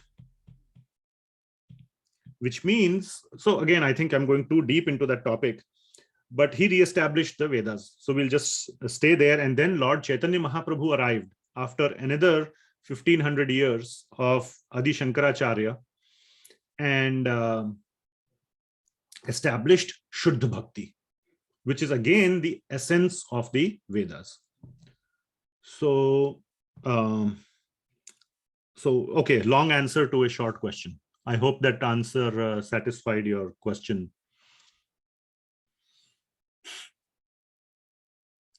Okay, in next question. In 8.5, is not Krishna giving a blank check? If people do bad things throughout life, but remember Krishna at the time of death. So I'm seeing this question was sent in the beginning of the class. So I hope you already have the answer from what we discussed. You are asking, yes, is Krishna giving a blank check? If you are able to hit a 6 at the last ball, will you win the match? Answer is yes. Krishna is saying, but it is not easy. That would be the misconception. It would be the right conclusion, so to say, or the right understanding, but that is not the right process. It's a highly, highly risky process, and it is a highly, highly that's not advised. Okay, so that we have answered, I think, throughout the class very carefully. Do you agree? Who asked the question? Shubhra? Yes, Guruji. Thank you. Okay. Next question. Okay. Remembering Krishna at the time of death appears not possible in case of unnatural death, like killing or heinous acts of terror, etc. I think I have answered that question also. That if you have remembered Krishna throughout your life, or for a majority of your life, don't worry. What your question, if your question is stemming from this worry, I have called that worry as unhealthy worry. Don't worry whether one will be able to remember Krishna at the time of death, depending upon the situation at death. One may be in a very, very traumatized situation, or one may be completely unconscious. How will you remember anything? Don't worry. Krishna will remember you. So I hope that I have answered that question, Neeru Mataji. Is that correct? Are you satisfied with that answer? Yes. Yes, Guruji. Prabhuji, when Mahatma Gandhi was leaving his life, at that point of time, he was uttering Hey Ram. Yes, he was like Srila Prabhupada. He uttered Krishna. Mahatma Gandhi had that control of the mind. So yes, and that was a highly, again, I don't think there is any video recording of that, but so many people saw who were there at the time of his killing by Nathu Godse. He uttered the name Hey Ram. So that is the result of a lifetime of practice. Okay. What did he do? He did was Sarveshu Kaleshu Mam Anusmara. Yuddha cha, his yuddha was what? we all know what his yuddha was. But he never forgot Ram throughout his yuddha. So he was like, in that sense, he was like Arjuna. He remembered Ram and he was doing his duty. He took up a duty, how he got the inspiration of the duty and all. We don't want to, this is not about Mahatma Gandhi, but he did his duty of freeing India, but at a personal level, more than understanding Desh Prem from, or love for country from Mahatma Gandhi, a bigger teaching which is completely unnoticed is how he spent his life remembering Ram, so that at the end of his life, he was able to take the name Ram. That is a highly, highly underappreciated aspect of his life. The only thing that is glorified and glamorized is how much he was, a freedom fighter or non-violence and all those things. Those are absolutely highly appreciable. But what is the point if you are a great person and you again take the life of a cat or dog or whoever, even a human being, next life? The highest achievement is to liberate yourself from birth and death. And even higher achievement is to inspire other people to do the same. Okay. So yes, absolutely, Mahatma Gandhi is an example of Sarveshu Kaleshu Mam Anusmara Yuddhacha. He clearly demonstrated that spirit. Okay, my question is answered. Okay, sorry, I already answered your question anyway. So this is so, in this case also we are detaching ourselves from the outcome, but the focus on the, I don't know what you meant by this is beautiful. At what time you said, I don't know, but okay, I'm glad you liked it. We need to practice in our life so that we can remember at death. Okay, thank you. iPad has become black, sir. Yeah, that is because of all the high technology, it has become evening here in where I am. So it changes from the white mode to the dark mode automatically. Okay. So you can talk to Apple as to why that happens. I don't know. But I think this is better. Okay, fine, great. Next one is Varaha Purana.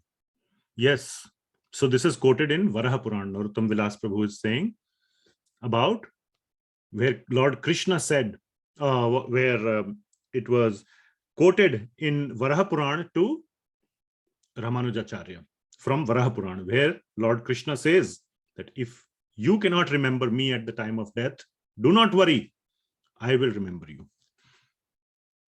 So if you have maybe the verse number or something, you can share, otherwise that's okay.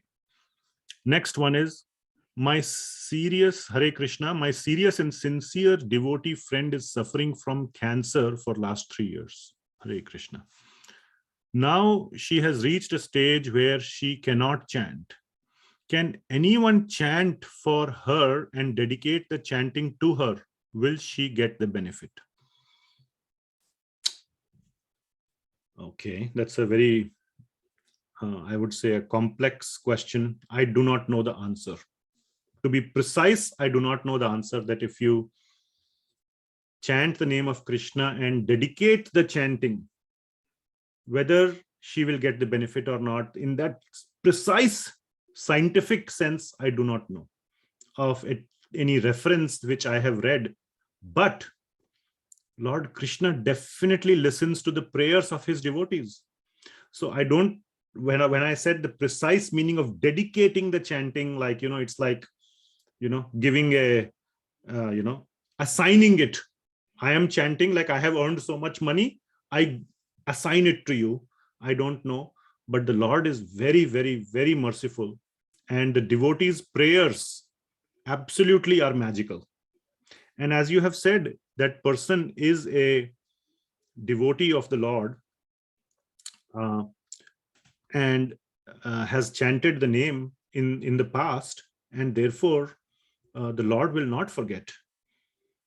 And the Lord is so merciful that even if one has chanted not fully seriously, less seriously also. He is just so kind. He just Bhagwan bich jate hain. So do not worry. And yes, definitely chant for your friend and near your friend, so that even if the person is not conscious, the sound waves are going in the ear and are touching the soul. The name of Krishna, when we say name of Krishna or Rama, the name is equal to person. Has that ever happened? In material world, is it possible? It's not possible in material world. Okay? If you are asked to show up in the court and you just send your name, a sound recording of your name, the judge will throw it out. He will book you, or he will, for contempt of court. What do you mean? I ordered you to come here. You are just sending a sound recording of your name. What, is it a joke? That's what the judge will say, isn't it? But that is not the case with Krishna. So Krishna's name is not material. It is spiritual. And therefore, when it enters through the ears, it doesn't have to, worry about anything else. It directly goes and connects with the soul. So definitely you must speak the name of Lord, and that spiritual sound, don't think of it like material sound. Spiritual sound will connect with the soul. Doesn't matter if the person has cancer or can listen or not listen, or is conscious or unconscious. The soul is still in the body, correct? The soul has not left the body. Please connect the sound with the soul. The soul will hear. The soul can never get cancer. Can the soul ever get cancer? The soul cannot be cut. It cannot be dried. It cannot be burnt. It cannot be made wet. Okay? It cannot have cancer. It cannot have COVID. Okay? So the soul will definitely catch the name. So please provide this spiritual name to the soul. It will immensely benefit. Okay.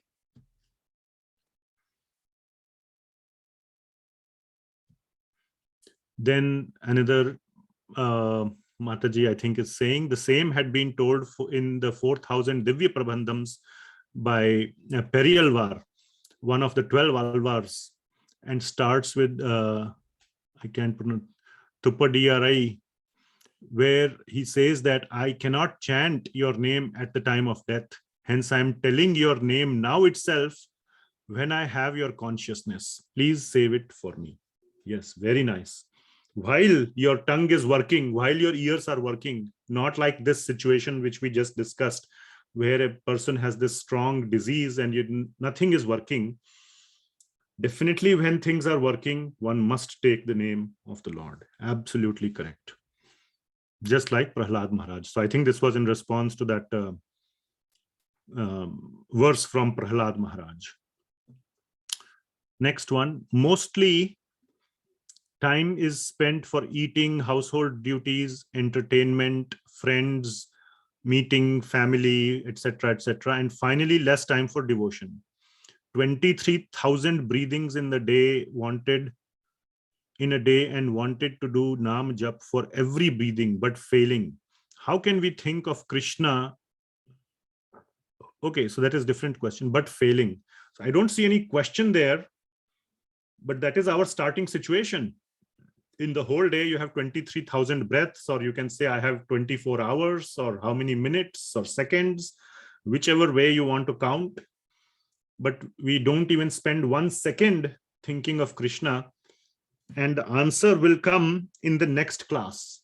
So this is a perfect segue for next class in 8.8. And you can see from the first word of the verse, you will get the answer. Abhyasa yogena, abhyasa yoga yuktena, chetasa na anya gamina.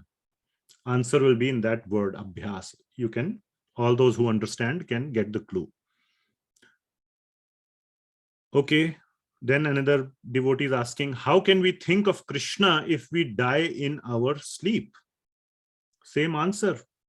You don't worry. This is unhealthy fear or unhealthy worry. Don't worry how and when you will die, whether you will remember Krishna at that time. Don't worry. Worry about how to remember Krishna when you are awake. Okay? If you do that, the latter will be automatically taken care of. Okay? Is that a satisfactory answer?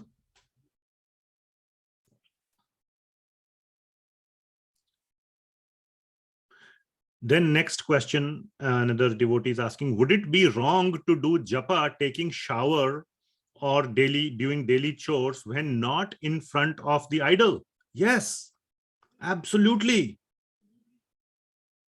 What does Krishna mean by tasmat sarveshu kaleshu? Then sarveshu kaleshu has no meaning. Sarveshu kaleshu means sarveshu kaleshu.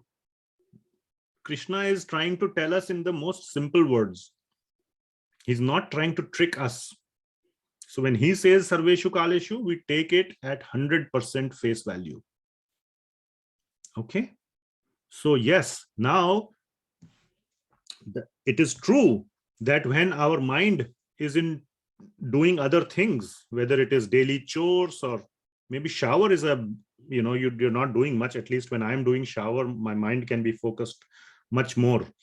But if you're doing daily chores or something, one must spend some dedicated time, whether it is in front of the deity or murti of Bhagavan or not. It could be just sitting and doing some dhyana, just in a like a meditation. Start with 10 minutes. That much you can devote doing nothing else. Okay, that focused 10 minutes is very, very important, because then our mind is fully on Krishna. It is true that when we are doing mam anusmara yuddha, the mind is divided, agreed. It is not as strong. We haven't developed that much focus like Arjuna or the gopis. So yes, there is some dilution.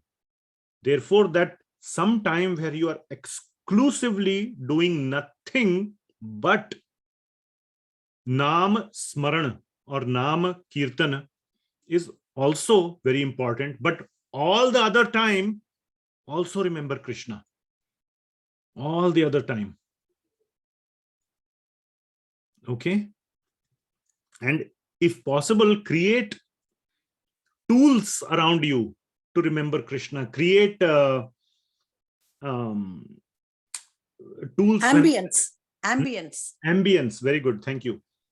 So in your car, for example, put a picture of Krishna. Now, I am such a useless person. So many times I have a deity or a small picture of Lord Krishna in my car. So many times I realized, oh, I drove 10 miles from my home to work, and I didn't even look at the picture. That has become so, part of the noise. So I feel bad, but at least I look at it when I parked sometimes. Sometimes I may even forget that. That is because of my nature. But at least it prompts you to think of Krishna at least for 1 second in 10 minutes. Create an ambience as much as possible. But this will come through that dhyana, because there you have to actively sit down and think of Krishna. It will make you consciously remind of Krishna every day. Every day you have to do that. Okay. So if you have to do something every day, then you will remember. Like for mothers, they know every day they have to cook for their child. Otherwise, the child will go hungry. So the fact that they have to do this generates that connection with the child.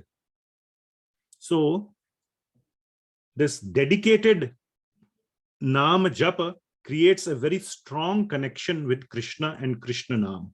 So both are important, but all the time, all the place, even in the bathroom, you can take the name of Krishna. Okay? There is no place on this, in this universe, where you cannot take. Okay.